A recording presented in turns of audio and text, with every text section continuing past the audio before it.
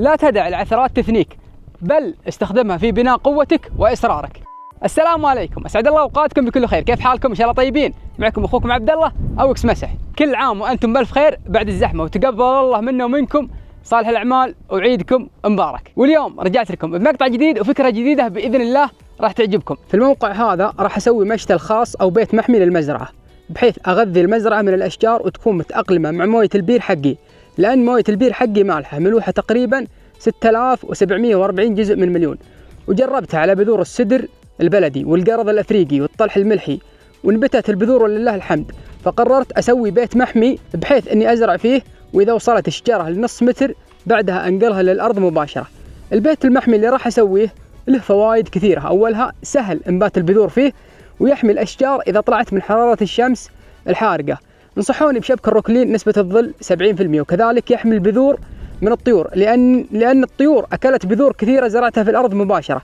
فعلشان كذا قررت أسوي بيت محمي وأزرع فيه وأسوي تجارب زراعية فيه. نصيحة على الطاير، أي شخص عنده مزرعة كبيرة أو متوسطة ويبغى يزرع فيها، نصيحة من أخو، سوي لك بيت محمي مثل اللي أنا بسويه. ترى ما راح يكلف، راح أقول لكم التكلفة بعد ما أخلص. وازرع فيه الأشجار اللي تنجح عندك، لأنك راح توفر كثير بدال ما تشتري أشجار وإذا زرعتها تموت بسبب تغير الجو وتغير الماء عليها. وحتى بعد ما تغذي مزرعتك وتنتهي، البيت المحمي تقدر تستفيد منه مستقبلا، انك تزرع فيه اشجار وتبيع، او انك تزرع فيه اشجار وتوزع مجاني وتدعم البلديات. قال الرسول صلى الله عليه وسلم: ما من مسلم يغرس غرسا او يزرع زرعا فيأكل منه طير او انسان او بهيمة الا كان له به صدقة. انا بسميه البيت الذكي، لاني ما راح اتدخل فيه ابد بعد ما ازرع البذور. انا شريت مراكن بلاستيك 16 مثل ما تشوفون. من مميزاتها اقدر ازرع فيها اكثر من مرة، اعبيها تربة وازرع فيها، بعد ما تكبر الشجرة انقلها للارض. والمركن نفسه اقدر اعبيه مرة ثانية واحط فيه بذرة، واذا كبرت نقلتها للارض، وهكذا. طيب عبد الله، كيف راح تسقيها؟ المراكن ذي فيها فتحات من تحت، شوفوها، تشوفون. بعد ما اخلص من البيت المحمي بحفر المربع كامل حفرة بمقدار 20 الى 25 سنتي، وراح اركب محبس الكتروني يفتح الماء بشكل يومي ويعبي الحفرة، والمراكن راح تتشرب من تحت. وبكذا اقدر اقول اني راح ازرع الالاف من الاشجار باذن الله بطريقه سهله وغير متعبه. طبعا هنا جهزت الحديد اللي راح اسوي منه البيت المحمي، جبت تيوبات مقاس 40 وقصصتها مثل ما تشوفون. وعندنا هنا بالقلص تيوبات 50 25، تشوفون.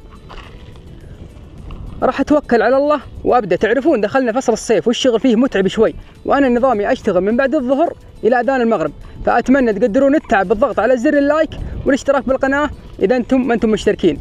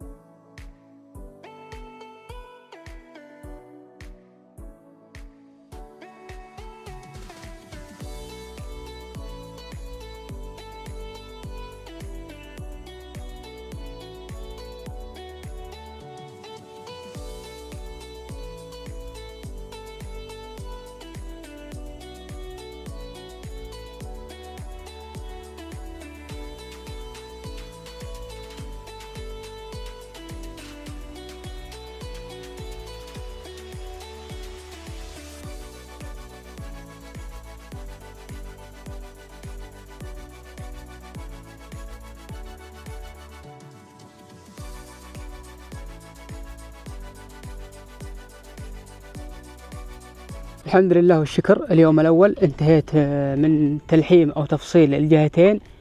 هذه هي اللي راح تكون الأساسات، لأن راح تكون واحدة مقابل الثانية، بحيث إني خلاص أزرعها في الأرض اللي هي الأرجل حقتها. ممتاز. فالحدايد اللي كذا وكذا وكذا خلاص أصير أربطها، تصير سهل علي. يعني هذه في البداية هي اللي تحتاج تركيز شوي، أما الباقي سهل. هذه جهة اللي ما فيها باب، شوفوا الجهة الثانية اللي فيها الباب حطيتها هناك عشان اشتغل على راحتي، اخذ راحتي. هنا بعدتها علشان اخذ راحتي. شوفوا هذه الجهة اللي فيها الباب، شوفون هذا هو الباب، يفتح كذا.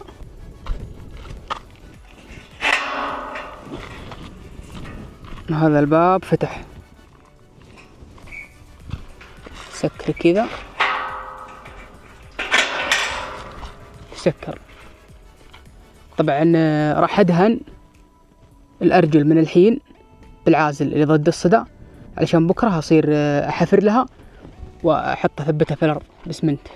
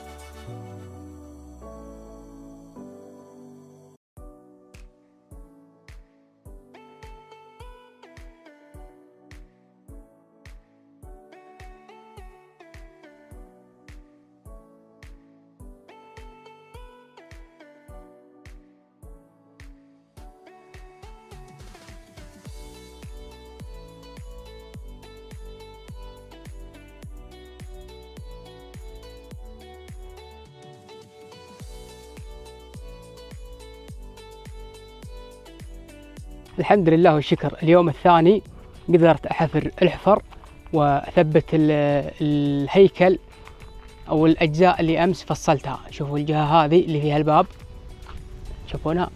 ترى الشغلة هذه المفروض أن يشتغلها أكثر من واحد، يعني لازم 3 معك يساعدونك. فأنا الحمد لله والشكر معتمد على نفسي وصنعت لي أشياء تساعدني. شوفوا زي كذا، شوفون تمسك لي.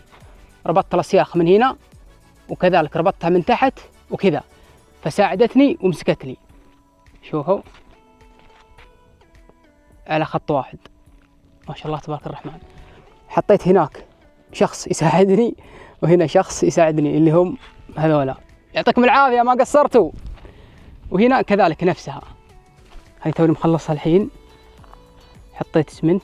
طبعا الأرجل حاطها نص متر تحت، كل الأرجل.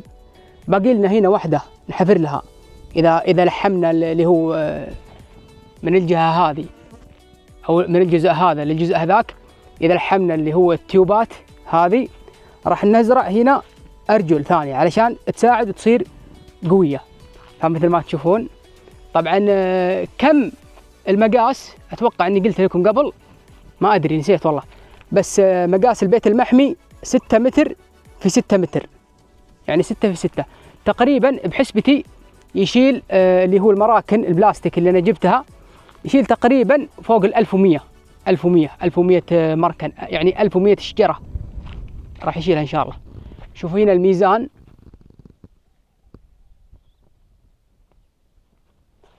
دايم ما أشتغل إلا على الميزان، لأن إذا ضبطت الميزان خلاص صار الباقي عليك سهل. هذا الجهة الثانية من هنا.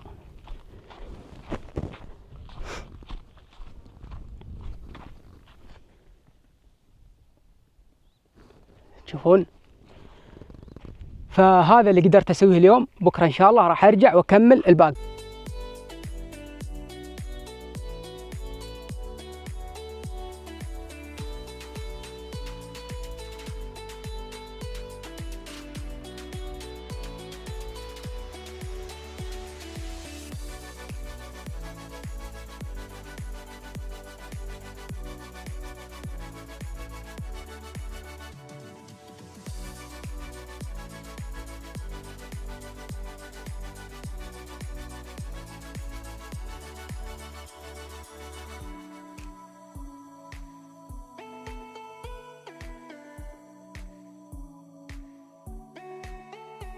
الحمد لله والشكر، اليوم الثالث قدرت أنتهي من شيء كثير. شوفوا ما شاء الله تبارك الرحمن، بدأت تبان ملامح البيت المحمي. طبعا اشتغلت اليوم على الجهة هذه والجهة اللي في المقابل، لحمت التيوبات من هنا وكذلك اللي فوق وكذلك اللي تحت. لما خلصت الجهتين لحمت اللي هنا واللي هناك، زرعت اللي قلتها لكم اللي هو حديدة تيوب 40-40 مقاس 40-40، هذه علشان تساند الجهة ذي، بدل ما تكون تيوبات لحالها ويلعب بها الهواء. خلاص هذه زرعتها في الأرض نص متر تحت، راح تمسك، يعني لو يجي هواء إن شاء الله ما راح يضر اللي هو البيت المحمي. وكذلك الجهة الثانية نفسها، تشوفون. فاليوم انتهيت من الأسقف، انتهيت من التيوبات هذه، لحمتها الاثنين ذولي، شوفونا. باقي لي اثنين هنا، باقي لي اثنين هنا وخلاص انتهي من تفصيل البيت المحمي بالكامل. بعدها انتقل للمرحلة اللي بعدها، واللي هي اني ادهنه بالعازل. بعد ما انتهي من العازل نروح للمرحلة اللي بعدها. فانا ما ابي يعني اقول لكم ايش بسوي، ممكن تغير الافكار تغير الخطط. فبكره راح اكمل ذولي واصبغ الدهان العازل، ثم نبدأ بالمرحلة اللي بعدها.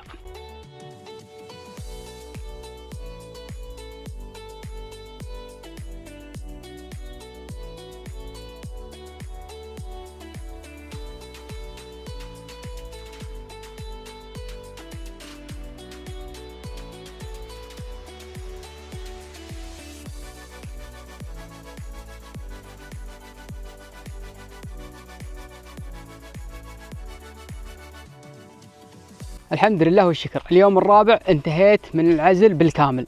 طبعا نقصني حديدتين امس ما لحمتها اليوم مثل ما تشوفون. بعد ما انتهيت عزلت علشان ما يصدي الحديد، لان المكان هذا زي ما تقولون راح يكون بركة مويه، بس ما هي بمويه انها تبقى دايم، لا، راح تشوفون ان شاء الله حبة حبة.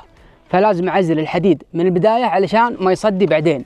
تشوفون عزلت الأرجل وعزلت كل الحديد بشكل عام، بس إني دبلت عند الأرجل عشان ما يصدي مع الأيام، لأن إن شاء الله راح يدوم لي المشتل أو البيت المحمي هذا. فبكرة راح أركب اللي هو الركلين، شبك الركلين اللي هو شبك الظل. فإن شاء الله بكرة تكون الأجواء حلوة، ما يكون فيها هواء قوي، لأن لو صار فيها هواء قوي ممكن يتعبني شوي. فإن شاء الله بكرة يكون الهواء راكد علشان أشتغل في شبك الظل.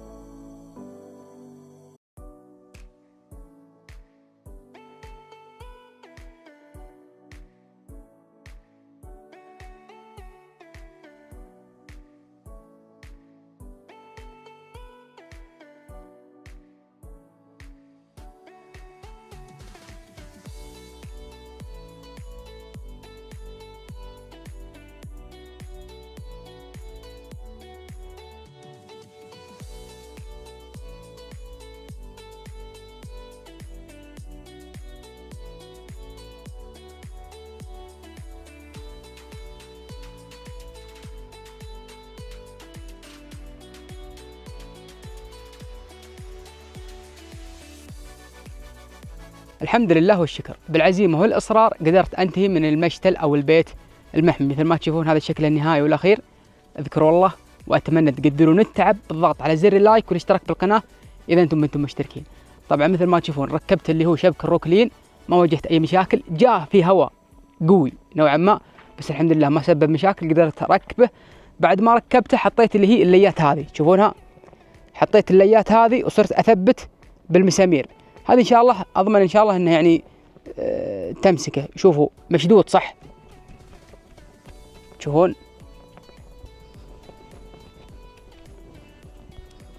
تعالوا نشوف، ناخذ دار مدار. طبعا دفنته من هنا علشان ما تدخل الطيور أو الحشرات وتاكل البذور.